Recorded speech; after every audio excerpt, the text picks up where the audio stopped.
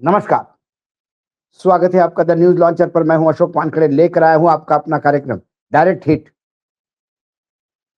कांग्रेस के बड़े नेता और राहुल गांधी के वकील कह सकते हैं, कांग्रेस के वकील कह सकते हैं आप, अभिषेक मनु सिंघवी ने डायरेक्ट हिट किया, खासकर उस मामले में जिसको लेकर अंतर्राष्ट्रीय स्तर पर अपनी छवि खराब हो गई, ऐसा विधवा विलाप भाजपाई कर रहे हैं।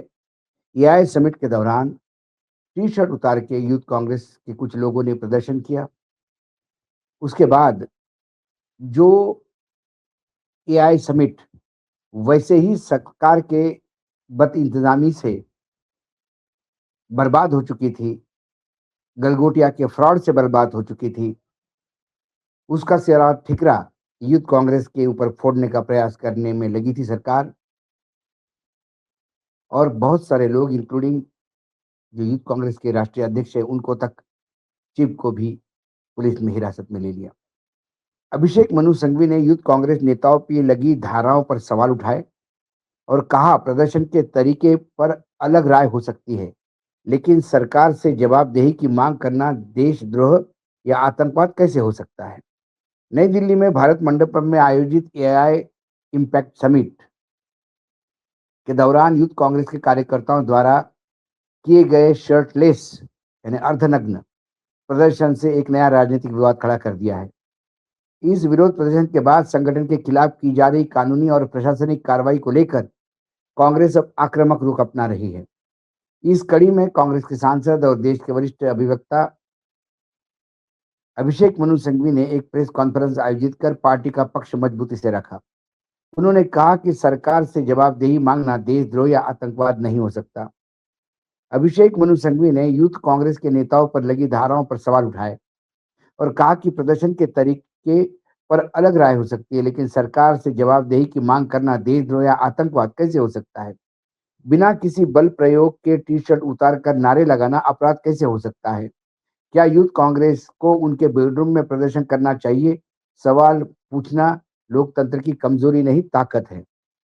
सिंघवी ने यूथ कांग्रेस की सराहना करते हुए कहा कि उन्होंने सरकार के आक्रमणकारी तरीके का डट कर सामना किया।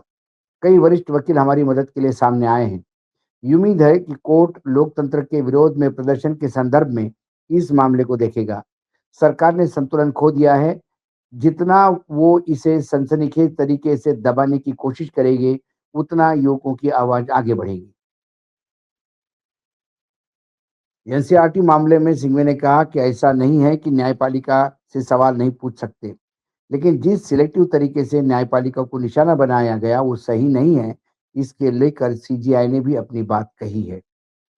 बहुत सारी बातें हुई प्रेस कॉन्फ्रेंस में, लेकिन यूथ कांग्रेस को लेकर जो कहीं ना कहीं एक बाहर एक कांग्रेसियों के बीच में भी एक बात लगातार हो रही है कि क्या अ, यूथ कांग्रेस का जो प्रदर्शन है उसके पीछे कांग्रेस ताकत से खड़ी है। राहुल गांधी तो खड़े हैं, लेकिन कांग्रेस में ही कुछ स्लीपर सेल है जो अंदरूनी ही इस लड़ाई को कमजोर करने में लगे हुए हैं। एक ट्वीट आया कांग्रेस पार्टी का और वो ट्वीट आप देख सकते हैं एक्स प्लेटफॉर्म पे, जो आप स्क्रीन पे भी देख सकते हैं। यूथ कांग्रेस के विरोध प्रदर्शन मामले में कुछ गलत दलीलें दी गई है, जिसके घर में घुस के जाना ठीक नहीं है। मैं साफ कर दूं, भारत मंडपम कोई प्राइवेट प्रॉपर्टी नहीं है, एक सार्वजनिक जगह है। ऐसे में उसकी तुलना घर से नहीं की जा सकती। वहीं सरकार से जवाब मांगना आतंकवाद नहीं होता। विरोध के तरीके अलग अलग हो सकते हैं। विरोध के समय टी शर्ट उतारना या ना उतारना ये दो मत हो सकते हैं, लेकिन किसी को भी फौजदारी कानून का उल्लंघन नहीं किया जा सकता। ये डॉक्टर अभिषेक मनु सिंघवी का वक्तव्य है। वो चेयरमैन है AICC law and RTI and HR department के, और उनका ये वीडियो भी आप देख सकते हैं। Now let me also bust another myth. It is wrong, as some of my esteemed friends on the ruling side have again and again tried to mislead by saying, आप अगर किसी के घर के अंदर घुस जाएं तो वो क्या अतिक्रमण नहीं होता है, ट्रेसपास नहीं होता है, गलत नहीं होता है। ये बिल्कुल अनुपयुक्त उदाहरण है। कोई किसी के घर में नहीं घुसा। घर होता है private property. Bharat Mandapam private property नहीं है। भारत मंडपम एक पब्लिक प्लेस है, सार्वजनिक जगह है। हाँ, ये बात जरूर है कि उसके 3 भाग हैं। एक अंदर है जहां समारोह होता है, एक एकदम बाहर है बिल्डिंग के, और बीच में एक दालान है, एक पोर्टिको है, एक लॉबी है। उसको आप सबसे ज्यादा कहें तो सेमी पब्लिक प्लेस कह सकते हैं, सेमी सार्वजनिक। उसको घर के साथ एनालॉजी देना कोई उपयुक्त होता है? और अगर जवाबदेही कोई मांगता है तो वो सेडिशन नहीं होता, आतंकवाद नहीं होता। आप ये कह सकते हैं कि मैं किसी और तरीके से विरोध करता, आप किसी और गलत तरीके से कर रहे हैं, शर्ट नहीं उतारिए या शर्ट उतारिए। ये 2 मत हो सकते हैं, लेकिन इनमें से कोई भी फौजदारी, कोई भी कानून, क्रिमिनल कोई भी उल्लंघन नहीं कह सकते। दूसरा एक ट्वीट और ज्यादा डिटेल में जाता है कांग्रेस का, वो भी आप देख सकते हैं स्क्रीन पे। आईवाईसी के मामले पर प्रावधानों की लिस्ट, अब क्या क्या उनके ऊपर सेक्शंस लगे हैं। Section 121 voluntary causing hurt and grievous hurt.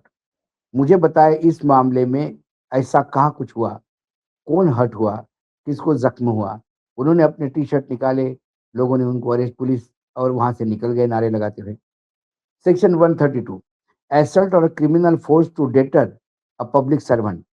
प्रदर्शन में ऐसा कब हुआ कि किसी पब्लिक सर्वेंट के साथ ऐसा हुआ? क्या किसी पुलिस वाले से या भारत मंडपम के किसी अधिकारी से या वहां के किसी वॉलेंटियर पे क्या तू मैं हुई, पकड़ा पकड़ी हुई? Section 195 assault to obstruct public servant while suppressing a right। मतलब वहां इन लोगों को, ये लोग दंगे फैलाने गए थे और उनको रोकने का जो प्रयास कर रहे थे अधिकारी, उनके ऊपर असल्ट किया गया है, उनके ऊपर हमला किया गया है। ये धारा ये कहती है 195। ऐसे विचार तो युवकों के मन में भी नहीं आए, करना की तो बात ही अलग है। वहां तो ऐसा कोई वीडियो नहीं है, फुटेज नहीं है, किसी किसी को कोई हानि पहुंचाने की बात नहीं है। Section 221 obstructing public servant in a discharge of public function. हमारे साथियों ने प्रदर्शन किया, लेकिन पब्लिक सर्वेंट को ऑब्स्ट्रक्ट कहाँ किया? कौन सा ऐसा पब्लिक सर्वेंट था जो सर्विस, जो उनको रोक रहा था और इनने उनके हाथ पैर पकड़ लिए? Section 223 disobedience of duty promulgated order. प्रदर्शन में ऐसा कहा हुआ, कोई ऐसी ऑर्डर ही नहीं थी जिसका इसने वायलेशन किया हो। Section 190 member of the unlawful assembly guilty of offence. वहां कोई धारा 144 नहीं लगी थी, वहां बाकायदा अंदर एंट्री के साथ गए थे। एंट्री हुई होगी तो रजिस्ट्रेशन भी हुआ होगा, तो वहां इलीगल कैसा हो गया? हमने सही तरीके से प्रदर्शन किया, जो सरकार से हिसाब लेना गलत था। ऐसे में कोई लोगों की साजिश के आरोप में पकड़ा गया है, यानी इस हिसाब से तो कांग्रेस पार्टी का हर व्यक्ति को पकड़ा जा सकता है। Section 153 A promoting enmity between groups of prejudice to harmony. हमारे युवक ने ऐसा कोई काम नहीं किया जिसके 2 समूहों के बीच में दुश्मनी पैदा हो। ऐसा कौन सा बिगाड़ किया? उन्होंने शर्ट निकाला, नारे लगाए। सेक्शन 197 इम्पुटेशन प्रिजुडिशियल टू नेशनल इंटीग्रेशन, यानी सरकार के मुताबिक देश के किसान रोजगार के मुद्दे उठाना राष्ट्रीय एकता के लिए हानिकारक है। ये सेक्शन उस कार्य पे लगाई जाती है कि जब आप देश की एकता और अखंडता पर हमला करने के लिए कुछ काम करते हैं। इन्होंने तो ट्रेड डील पे बात कही थी, एफ्टीन की बात कही थी, किसानों की बात कही थी। तो वो किसानों की बात करना ये राष्ट्रीय एकता के लिए हानिकारक है। ये सरकार की मनीषा है ये सेक्शन पे। इतना ही नहीं, प्रदर्शन के मामले में common intention and criminal conspiracy को भी जोड़ दिया है। अब इसको common intention and criminal conspiracy क्या हो सकती है? ये लोग किसी शस्त्र के साथ नहीं थे, इन्होंने किसी को शस्त्र उठाने की बात नहीं की, इन्होंने सरकार से जवाब मांगा। तो जवाब में क्रिमिनल कॉन्स्पिरेसी कैसी हो सकती है? ये पूरा का पूरा वीडियो आप यहाँ देख सकते हैं। अब मैंने एक सूची बनाई है सभी प्रावधानों की। ये बीएनएस के प्रावधान है, ज्यादातर हमको भी याद नहीं है, पुराने इसके प्रावधान थे आईपीसी में।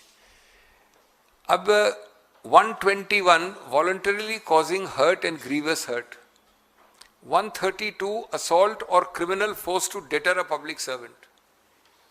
Mark my words, voluntarily causing hurt, grievous hurt to a public servant, जरा मुझे बताएं कहां किसको क्या ऐसा हुआ है, मुझे एक तो उदाहरण दे दीजिए आप। जैसा मैंने कहा पुलिस अफसर को अटैक करना, उसके ऊपर रुक के उस पर आक्रमण करना, उसको दंडित करना, उसको चोट लगाना, ये प्रयत्न कहाँ हुआ है, ये मंशा कहाँ थी, ये विवेक कहाँ था, ये इंटेंशन कहाँ था। Without intention you can't have criminal law. Assault और criminal force to deter public servant 132 है, ये भी उसी तरह का एक प्रावधान है। तीसरा, मैं सब ले रहा हूं जो कुछ आप सोच भी सकते हो। 195 assault to obstruct a public servant while suppressing a riot, यानी आप पब्लिक सर्वेंट एक रायट को रोक रहे हैं, उसमें मैं आपके ऊपर अटैक आक्रमण कर रहा हूं। इन बेचारे बच्चों के तो दिमाग में भी नहीं आया ये, करना तो दूर, प्रयत्न करना तो दूर। 221 obstructing public servant in the discharge of public functions. हाँ, मैंने हमला किया, मैंने विरोध किया, मैंने आपको ऑब्स्ट्रक्ट कहां किया, विरोध कहां किया, बल्कि आपने पकड़ के मेरे को बाहर ले गए, मैं कुछ नहीं कर पाया। डिसोबीडियंस टू, ये 223, disobedience to duly promulgated order. कौन सा ड्यूली प्रोमलगेटेड ऑर्डर है? हाँ, ये मान सकते हैं आप कि वहां पर 144 शायद हुआ हो, तो इसके लिए आपने ये चार्जेस लगाने की आप बात कर रहे हैं। कहीं मैं पढ़ता हूं आतंकवाद, कहीं मैं पढ़ता हूं देशद्रोह, कहीं मैं पढ़ता हूं assault. 190 member of unlawful assembly guilty of offence. कई लोगों को कॉन्स्पिरेसी की चार्ज में पकड़ा गया है, क्योंकि वो वहां थे नहीं। मैं वहां था नहीं, मेरे जैसा कि राहुल गांधी जी ने कहा, बब्बर शेर वहां पर कुछ कह रहे थे, आपके हिसाब से गलत तरीके से, हमारे हिसाब से सही तरीके से। उनको आपने मेंबर ऑफ अनलॉफुल असेंबली या कॉन्स्पिरेसी में घेर लिया। तब तो कांग्रेस पार्टी का हर व्यक्ति कॉन्स्पिरेसी में पकड़ा जाता था। हम सब कांग्रेस पार्टी के सिपाही हैं और उसका एक जो मुद्दा है उसको हम रखते हैं सामने। Promoting enmity between groups prejudicial to harm, जो पुराना होता था 153 अलग अलग समुदायों के बीच में। क्या किया भाई इन लोगों ने? इनका एक तो स्लोगन दिखाइए जो टीवी में है सब कुछ, इम्प्यूटेशंस प्रेजुडिशियल टू नेशनल इंटीग्रेशन। इनके मत के अनुसार कृषक, आर्थिक, रोजगार मुद्दे राष्ट्रीय इंटीग्रेशन के हक में हैं, न कि उसके विरुद्ध में है। कॉमन इंटेंशन, क्या कॉमन इंटेंशन था, किस चीज का इंटेंशन था, कौन सी हिंसा का इंटेंशन था, क्रिमिनल कॉन्स्पिरेसी इत्यादि इत्यादि। कुल मिलाकर यूथ कांग्रेस के इस अर्धनग्न प्रदर्शन पर बीजेपी बार बार इसे राष्ट्रीय छवि को नकारात्मक एक तो काम बोलती है और राष्ट्रीय छवि को नुकसान पहुंचाना। ऐसा ही काम उन्होंने किया था जब कॉमनवेल्थ गेम हो गए थे। तब गौरव भाटिया करके जो लोग हैं वो ये कहते हैं कि तब उसमें भ्रष्टाचार हुआ था, उसके विरोध में प्रदर्शन था। यहां पे भी ट्रेड डील अमेरिका का देश के अहित में है। वो हित में कैसा है ये बताने का प्रयास अभी तक सरकार नहीं कर पा रही है, ना समझा पा रही है। मार्केट टूट चुका है, सोयाबीन का, कपास का, मक्के का। सरकार उसको संभाल नहीं पा रही है। लोगों के बीच में एक आशंका बनी हुई है, अस्वस्थता है। उसको लेकर सरकार सिर्फ इतना बोलती है कि हमने हित नहीं किया, अहित नहीं होने दिया, अहित नहीं, लेकिन कैसा हित होने दिया और कैसा अहित नहीं होने दिया, इसका कोई बिंदुवार जवाब नहीं है। तो इन्होंने एफस्टीन फाइल में क्या नाम नहीं आया पुरी का, क्या नाम नहीं आया मोदी जी का? एक मात्र बोल के कि वो क्रिमिनल है, उसके नाम की क्या बात, क्या विचार करना?